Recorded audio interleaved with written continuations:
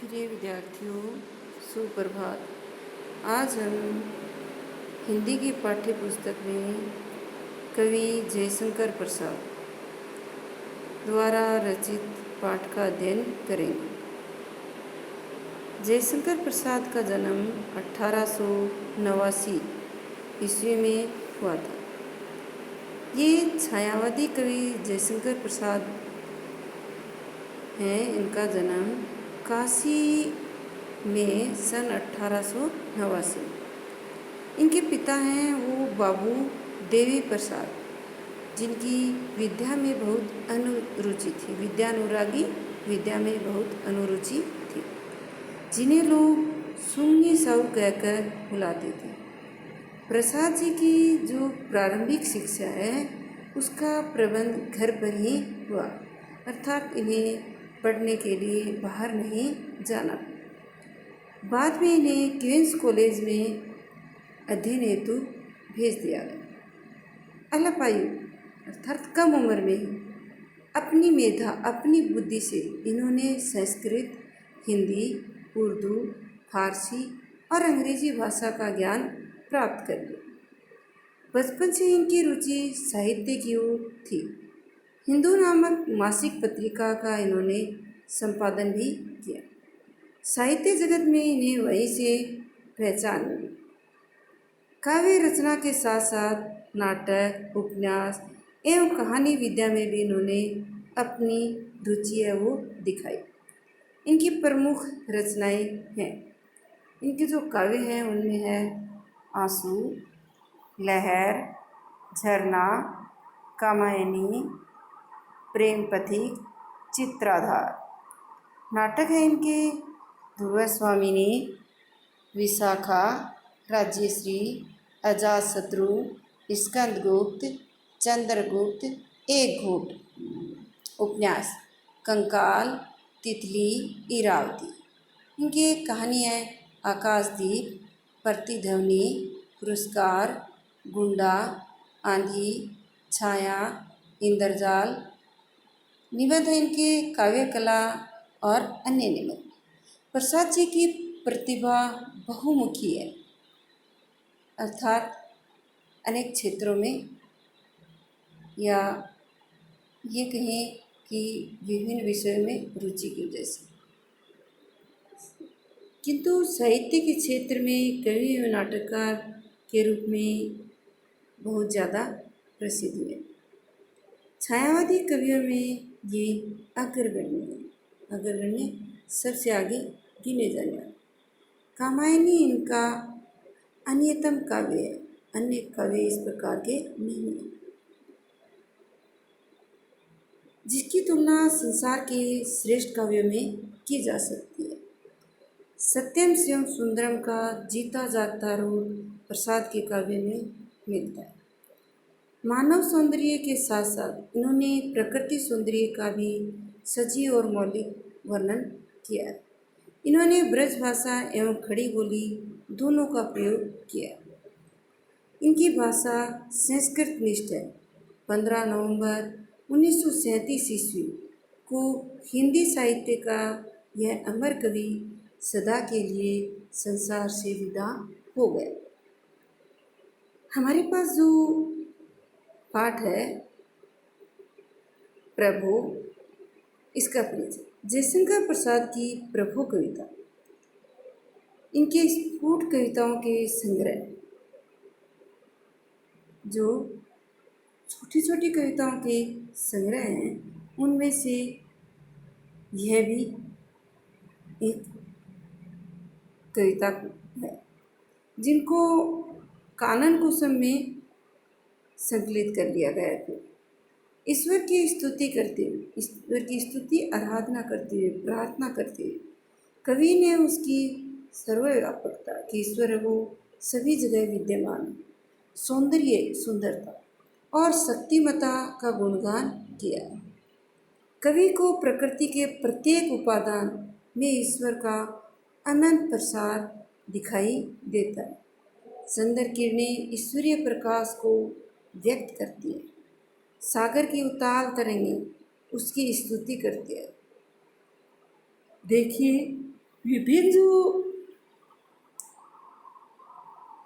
ईश्वर का प्रसाद है वो किन किन के माध्यम से बताया गया है। प्रकृति के माध्यम से किन किन से प्रयास किया जा रहा है। तो समुद्र में जो तरंगें उठती हैं, लहरें उठती हैं, उनकी भी स्तुति की गई।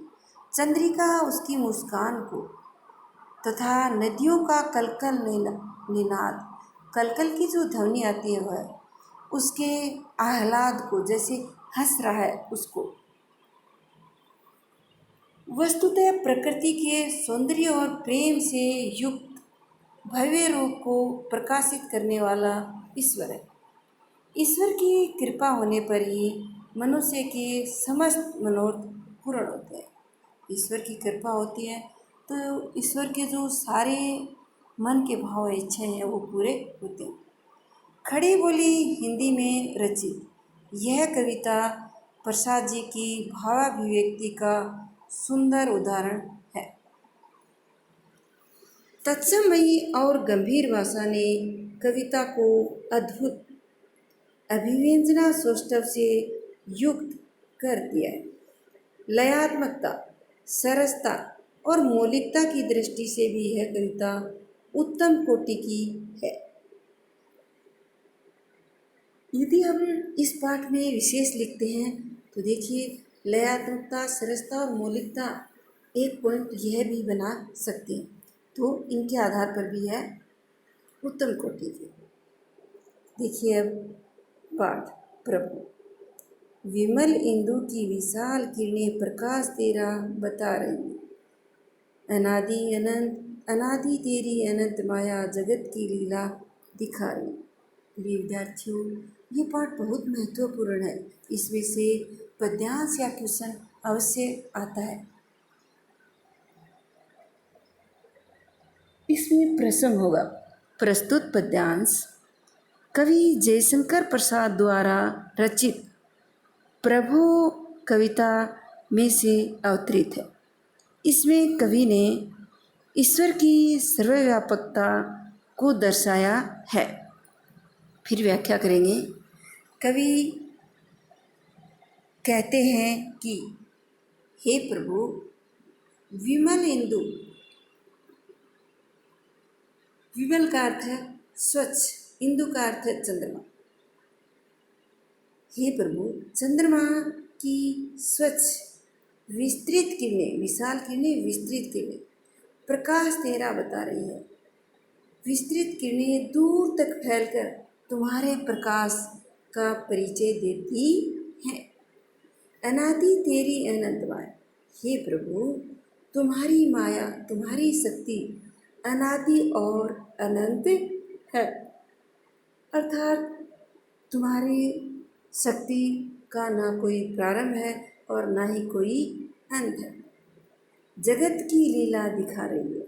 यह सांसारिक लीला को देखकर या संसार की असीमता को देखकर पता चलता है कि तुम्हारी शक्ति या तुम्हारी माया क्या है, अनादि और अनंत है। प्रसार तेरी दया का कितना ये देखना हो है तो देखें सब। अब कवि आगे कह रहे हैं कि हे प्रभु, तुम्हारी दया का,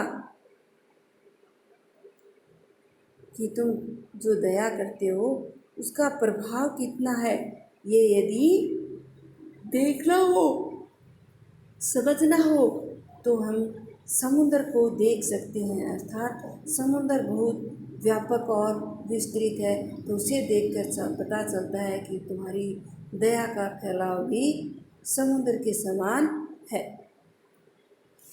तेरी प्रशंसा का राग प्यारे तरंग मालाएं गा रही। हे प्रभु, तुम्हारी प्रशंसा का राग है वो तरंग मालाएं, समुद्र की असंख्य लहरें है वो कर रही है। सबसे पहले तो समुद्र को विस्तृत बताया और फिर ईश्वर की दया है कि उन्होंने इतना विस्तृत समुद्र बनाया है, तो ये उनकी दया हो गई। और फिर बताना है कि तुम्हारी प्रशंसा यदि हमें किसी से पता चलती हैं तो वो समुद्र के अंदर उठने वाली लहरों से पता चलती है। अब आगे देखिए, तुम्हारा सीमित हो जिसे निरखना वो देख सकता है चंद्रिका को। तुम्हारे हंसने की धुन में नदियां निनाद करती ही जा रही हैं। विशाल मंदिर की यामिनी में जिसे देखना हो दीपमाला, तो तारकागण की ज्योति उसका पता अनूठा बता रही है। देखिए, इसमें भी प्रसंग लिखना है और क्या बताना है। प्रस्तुत पद्यांश कवि जयशंकर प्रसाद द्वारा रचित प्रभु शीर्षक कविता में से अवतरित है। इसमें कवि ने ईश्वर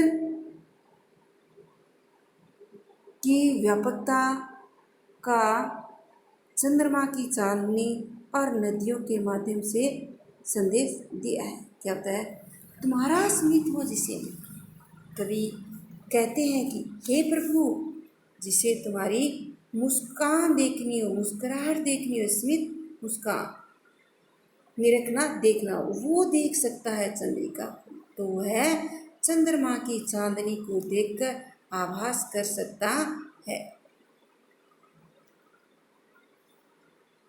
तुम्हारे हंसने की धुन में नदियां निनाद करती ही जा रही। यदि तुम्हारे हंसने की ध्वनि को पहचानना हो तो नदियों की कलकिल की ध्वनि, नदियों का जो स्वर है वो सुन सकते हैं कि ईश्वर की हंसी का आभास किससे होता है। नदियों में उठने वाली जो ध्वनि, नदियाँ बहती हैं, जब जो कलकल की ध्वनि आती है उससे पता चल रहा है कि यह ईश्वर के हंसने की धुन है।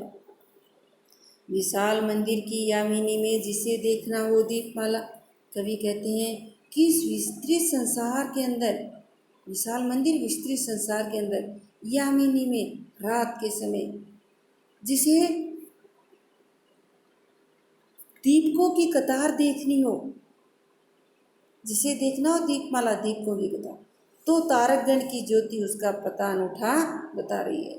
तो उसके अंदर तारों की जो ज्योति है उनसे हमें पता चलता है, अर्थात अनोखा पता तारों की रोशनी से पता चल जाता है। या तारे हैं वो उस ज्योति, तारों की ज्योति से हमें दीपों की कतार नजर आती है। प्रभु प्रेम में प्रकाश तुम हो प्रकृति पद्मिनी के अंशुमाली, असीम उपवन के तुम हो माली, धरा बराबर बता रही है जो तेरी होवे दया निधि, तो पूर्ण होता है मनोरथ सभी ये कहते पुकार करके, यही तो आशा दिला रही है। अब इसका प्रसंग होगा। कवि जयशंकर प्रसाद द्वारा रचित पद्यांश में, अर्थात प्रभु शीर्षक कविता में से अवतरित है। और फिर इस पद्यांश में मनुष्य के मनोरथ पूर्ण में ईश्वर की भूमिका को दर्शाया गया है। क्या बताया, प्रभु प्रेम में प्रकाश तुम हो, हे प्रभु प्रेम रूपी प्रकाश पैदा करने वाले, इस प्रकृति में प्रेम बिखेरने वाले तुम ही हो। प्रकृति पद्मिनी के अंशु वाले, इस प्रकृति रूपी कमलिनी के तुम ही रखवाले, अर्थात सूर्य ही वो क्या है, इसका रखवाला है। अंशु वाली यहाँ पर सूर्य को बताया गया। असीम उपवन के तुम हो मालिक, इस असीम जिसकी कोई सीमा नहीं है संसार की, उसके बारे में बताया। तो इस संसार रूपी उपवन के तुम माली, अर्थात तुम रक्षा करने वाले हो। धरा बराबर बता रही है, यह धरती से लगातार या बराबर एहसास होता है। जो तेरी होवे दया निधि, हे प्रभु यदि तुम्हारी दया हो तो, दया निधि प्रभु के लिए, हे ईश्वर यदि तुम्हारी कृपा हो तो पूर्ण होता ही है मनोरथ, तो सारे मनोरथ मन के जो भाव है वो पूरे हो जाते हैं। सभी कहते पुकार करके, ये सभी कहते हैं अर्थात स्वयं मनुष्य कहता है कि यदि ईश्वर की कृपा हो तो सारे मन के भाव वो पूरे हो जाते। यही तो आशा दिला रही है, अर्थात तुम्हारे अंदर जो आस्था है वो क्या है, मनुष्य के मनोरथ पूर्ण होने की भावना के प्रति आस्था है। तो इस प्रकार से हमारा भावार्थ हुआ और इनमें विशेष सबसे पहले हमने देख लिया था पाठ में ही कि लयात्मकता, सरसता और मौलिकता है और साथ ही एक एक जो पद्यांश का विशेष में प्रमुख बात आई है वो हम लिख सकते हैं। ईश्वर की को इसमें हम बता सकते हैं कि ईश्वर को समस्त सृष्टि का रक्षक बताया है। पहले वाले में हम बता सकते हैं कि दया, इसमें ईश्वर को क्या दया का भंडार भी बताया है और साथ ही तत्सम प्रधान भाषा है वो तत्सम प्रधान है। इसमें प्रकृति पद्मिनी के अंशुमाली आने की वजह से इस पैराग्राफ में रूपक अलंकार का प्रयोग भी हुआ है। अनुप्रास अलंकार भी ले सकते हो और साथ ही कविता है वो सुगे भी है। प्रिय विद्यार्थियों, सभी को सप्रसंग भावार्थ करना है। अभी तक 5 के पाठ तक सभी का होमवर्क पूरा नहीं हुआ है। कृपया ध्यान दें और जितना पढ़ाया वो है होमवर्क पूर्ण करें। धन्यवाद।